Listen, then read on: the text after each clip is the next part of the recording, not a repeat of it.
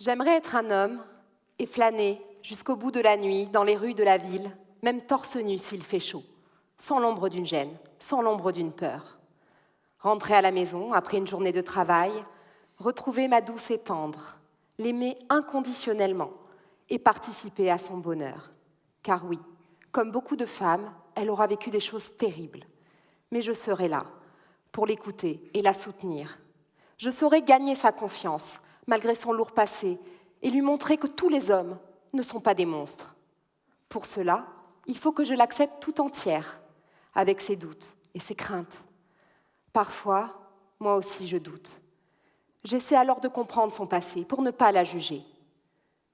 Si j'étais un homme, je lui demanderais « Pourquoi tu te sens coupable ?»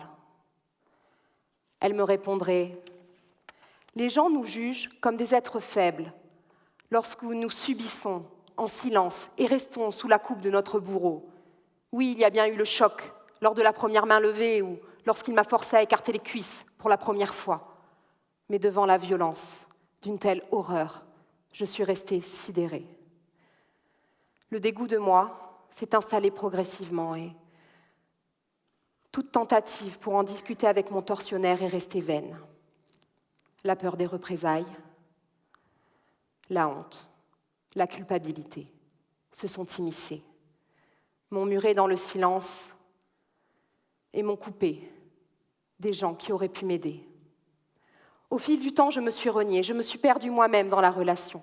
À force de franchir les limites de l'inacceptable, j'ai fini par perdre mes repères, jusqu'à ne plus savoir ce qui est normal. En mode automatique, j'ai tout accepté pour préserver ce que j'avais construit, préférant être mal accompagnée que seule. Mais ne t'inquiète pas, je survivrai. Si j'étais un homme, je lui demanderais « Pourquoi tu ne bois plus d'alcool ?»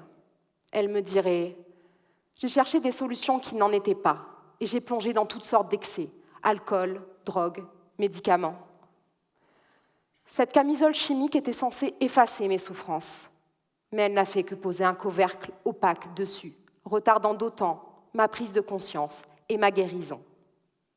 Heureusement, cela est resté transitoire, mais certaines d'entre nous ne se remettront jamais des violences subies. Pour travailler sur un problème, il faut déjà en prendre conscience. Et c'est à l'occasion d'un choc violent, où je me suis retrouvée face à la mort, que s'est opérée cette révélation, et que j'ai pris la décision de quitter ma relation toxique et de reprendre le contrôle de ma vie. C'est alors que j'ai enfin demandé de l'aide. Famille, amis, associations, professionnels de santé. J'ai saisi tous les moyens pour guérir. Et c'est lorsque les violences subies ont été partagées et reconnues qu'a véritablement commencé mon travail de reconstruction. Mais ne t'inquiète pas, je survivrai. Si j'étais un homme, je lui demanderais « Pourquoi es-tu autant en colère ?» Elle me répliquerait « Je me suis perdue pendant des années. Quelqu'un m'a privée de mon autonomie et de mon libre arbitre, et il me faut du temps pour me retrouver véritablement. La violence a disparu, laissant un grand vide à combler. J'ai réalisé que j'étais en deuil de la femme que j'étais et qui avait tout accepté, en deuil des années passées avec mon bourreau et qui sont perdues à jamais, en deuil de mon corps et de mon honneur qui ont été bafoués. Je me suis alors donné le droit d'éprouver et d'exprimer ma colère comme une immense vague salvatrice, balayant tout sur son passage, faisant table rase du passé. Je n'ai plus besoin de brider mes émotions par peur de la réaction punitive de mon conjoint et parfois, j'en fais trop. Mais ne t'inquiète pas, je survivrai. Si j'étais un homme, je lui demanderais « Pourquoi es-tu triste sans raison ?» Elle m'expliquerait patiemment « Parfois, des petites choses me rappellent le passé et la tristesse m'envahit. Tristesse de ce qui aurait pu être, mais n'a pas été. Mes illusions perdues. J'ai alors une vision assez lucide de ce qui s'est passé et de ce terrible gâchis. Mais ne t'inquiète pas, je survivrai. Si j'étais un homme, je lui demanderais « Pourquoi tu veux toujours être parfaite ?» Accepter de guérir ne signifie pas que je trouve cela acceptable. Certains actes sont définitivement inacceptables, mais c'est arrivé et je ne peux réécrire le passé. Pourtant, il m'est difficile de me pardonner et de réapprendre à m'aimer avec cette terrible part qui vit en moi.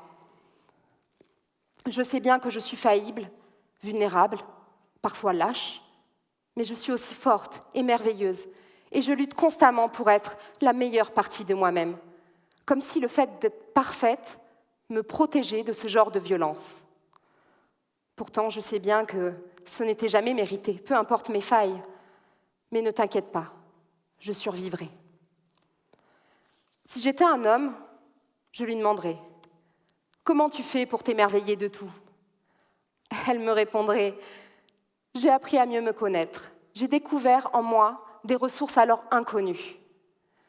J'ai noué de nouvelles amitiés, j'ai retrouvé une vie sociale et surtout, j'ai retrouvé mon identité de femme. Un jour, j'ai réalisé avec stupéfaction que ma vie était devenue beaucoup plus agréable. J'ai alors compris à quel point j'avais eu raison de partir. Et j'ai éprouvé de la gratitude envers moi-même. Le sentiment de vulnérabilité s'est alors effacé pour faire de moi une femme forte, indépendante, libre de mœurs et un peu rebelle, qui aime mordre la vie à pleines dents. Les petits tracas du quotidien, qui énervent le commun des mortels, me paraissent bien dérisoires, à côté du plaisir de vivre librement. Je suis redevenue actrice de ma vie. Je sais ce que je veux, mais surtout ce que je ne veux plus. Ces épreuves m'ont révélée à moi-même. C'est ainsi que je me suis sentie prête à nouer une relation avec toi, un homme qui me respecte dans toutes mes dimensions. C'est là, mon amour, que j'ai arrêté de survivre pour vivre pleinement. Pardonne-moi mes doutes et mes colères et, avec le temps, je me pardonnerai aussi.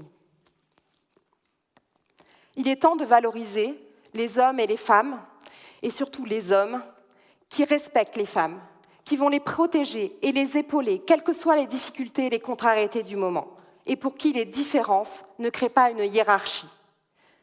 Il faut que les femmes s'allient à ces hommes pour mener le combat de l'égalité des droits. Ils sont aussi un atout pour la reconstruction des femmes brisées, car ils sauront leur redonner espoir et leur montrer que finalement, tous les hommes ne sont pas forcément des brutes. À notre époque, surtout dans les pays occidentaux, un certain nombre d'hommes s'investissent dans la vie du foyer, car ils se rendent compte, au quotidien, du surcroît de travail que cela représente. C'est un réel progrès par rapport aux sociétés traditionnelles, mais il est temps d'avancer main dans la main pour lutter contre des violences qui laissent indifférents beaucoup de ces hommes modernes, car elles ont lieu en dehors de nos frontières. Le mariage forcé, l'interdiction de l'IVG, le vitriolage, la lapidation, l'immolation par le feu et, d'une manière générale, l'absence d'instruction et de soins médicaux. Pourquoi ce manque d'empathie ? Il semblerait que les hommes soient aussi soumis à de dures contraintes de la part de notre société. On leur a toujours répété qu'un garçon ne doit pas pleurer, ne doit pas faire preuve de sensibilité, d'intuition, de compassion, mais qu'il doit rester fort, efficace, rationnel et surtout pas féminin. S'ils avaient tort, l'homme est enfermé dans une carapace censée le protéger, mais qui en fait l'isole de ses semblables, lui aussi est en souffrance à sa façon. Le grand défi des années et des siècles à venir sera de réparer cette fracture entre les aspects féminins et masculins de l'humanité. Les deux sexes sont différents mais complémentaires, et c'est l'union de nos différences qui sera notre plus grande force. C'est grâce à nos proches, parfois notre famille, notre nouveau conjoint, nos amis, qu'aujourd'hui nous avons retrouvé notre voie pour dénoncer, afin que ce monde devienne un peu meilleur qu'il ne l'est. Merci.